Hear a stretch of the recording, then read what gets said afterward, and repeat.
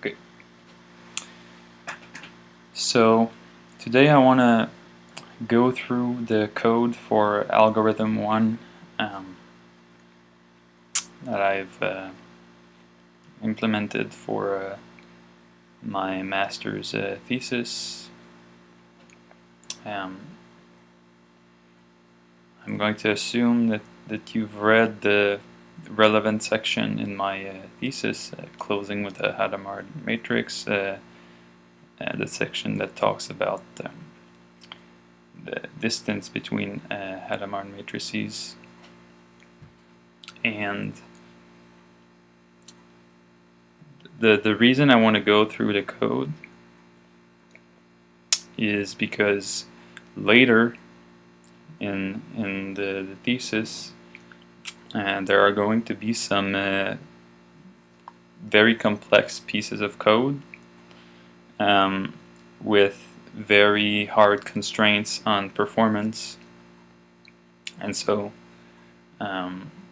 the workings of the code will be very important and relatively hard to understand if you're not familiar with that kind of thing. And so this code, the code for algorithm 1, is neither of those two things. So performance is absolutely not critical. The completely naive approach implemented really without any care for performance would run probably under a millisecond. So the point here is not to say that you have to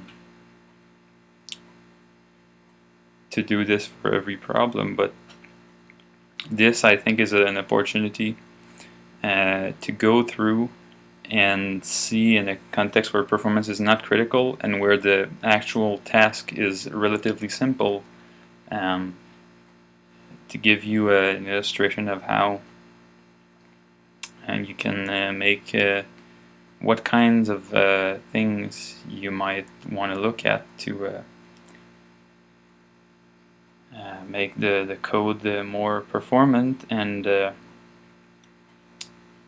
the main reason I want to do this is if you're interested in what I have to say in my thesis. You know, most of the work I've done, the actual work has been, the difficult part has been to take something that is very hard to do computationally and figure out, you know, work as hard as possible to make it as fast as possible. And for many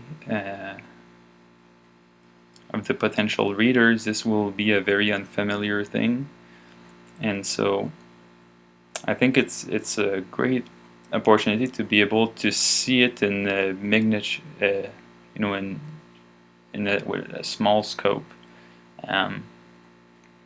where you have some of the things that will show up later, and it's still simple enough for you to mostly get it, and then if you want to play with this, play with understanding the consequences of certain design decision and how understanding the underlying math might help you, or in certain cases be completely irrelevant to this design aspect for performance. So this is like a platform for you to, if you're interested but you don't have a solid background, it's for you to sort of make your first steps, so to speak. And the code is relatively simple to follow if you've been exposed to programs written in this language. This is C. But there are lots of idiosyncrasies of C at work here, and some of the things I'm doing are not hard to understand, but a small change means a great change in how the code works. So the details matter, and so what I'm going to do, I want to make sure this is still recording. Yeah. Okay. What I'm going to do is I'm going to go through the whole thing and explain what every bit of the code is doing, and then just enough so that you can understand it and go through yourself and not be completely lost. You know, this is kind of a entryway to this subject. But I want to emphasize that in this case, performance is completely useless, and still, you know, the doing the design correctly, I feel brings a kind of clarity to what is going on. You know, because we're not doing redundant work, whereas the naive implementation would be, and we develop certain compact representations for certain things, and so it kind of allows you to visualize what is going on. So it's kind of interesting, I would say. Okay, so here we go. So the first 4 things are just don't really matter much. The first 2 things are simply other bits of code that were not written in this program. That this one I'm using to print the result to the console, so I can see what my program is doing, and this one I'm using to allocate space in memory for certain things. This is simply saying that this capital dim will be the same as 4. So whenever you see this in the code, it's just equal to 4, and not para is equal to 8. So 4, we're going to talk about vectors with components being either plus or minus 1, and you will have 4 components, so it'll be 4D vectors of plus minus 1s. So that's why this 4 is useful. And then if you count the number of such vectors, you have 16. You have 2 to the 4, and you can actually pair them. So the way it works is if you have a vector and you multiply it by minus 1, you get another vector which is parallel, and if you do the same thing again, you get back to the first vectors. So these vectors are paired, and you have 8 pairs of parallel vectors. So you have 8 vectors that are not pairwise parallel. You can't. There is no 9th. You can't. If you pick the first 8 to be non-parallel, then the 9th will be parallel to one of the first 8 necessarily. And this has the implication. It's kind of a minor thing, but when you go,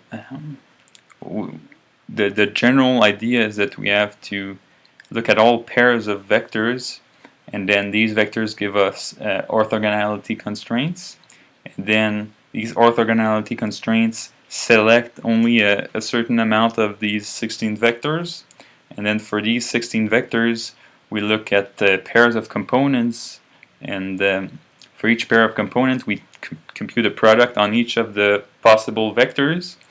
And if we ever find a pair of component that the product is always so it's always going to be either plus or minus 1, but it's possible that it's only plus on all the possibilities or only minus on all the possibilities.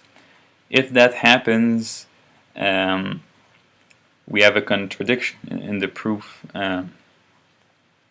So it's kind of a hybrid proof where we have a theorem that basically says if we've verified all of these tedious conditions, then we have this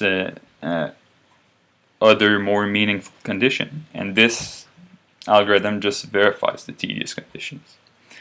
Okay, so the reason we have 8 here and we don't care about the 16 is simply that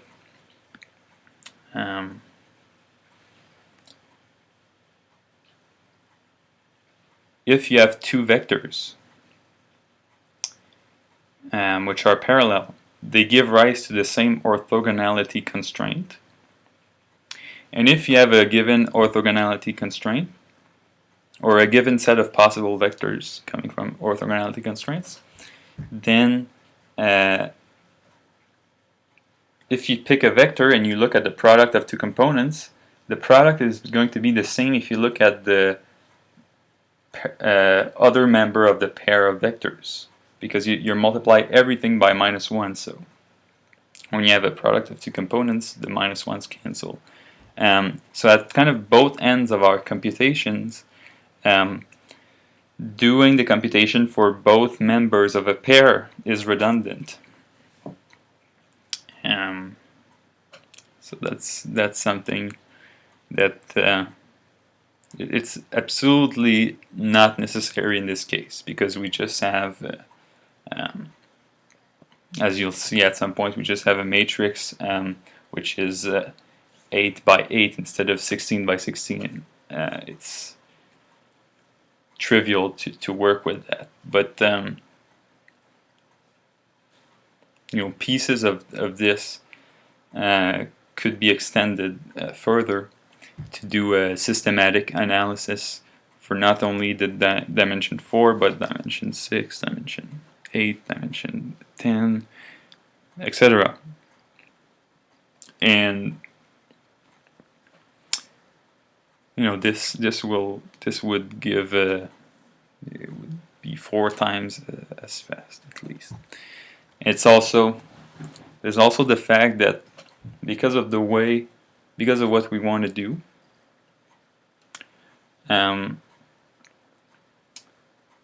we need to be able to see whether two vectors are parallel or not. So by only picking one member per pair, the question is always if two vectors are the same, they're parallel. If they're different, they're not parallel, because we don't have any parallel pairs. So that's another usefulness of this. But yeah, so now I wanted to just say this, because this is not maybe so obvious, but for the rest I'm going to try to keep some of the details unsaid, unspoken. Okay. So first thing, we need a way, or shouldn't say we need, it's like convenient. Okay, in the design, I wanted to have an easy way of enumerating vectors. Again, it's because of other stuff that's we're going to see later. And so this function takes in an integer and a vector. So really, this is the address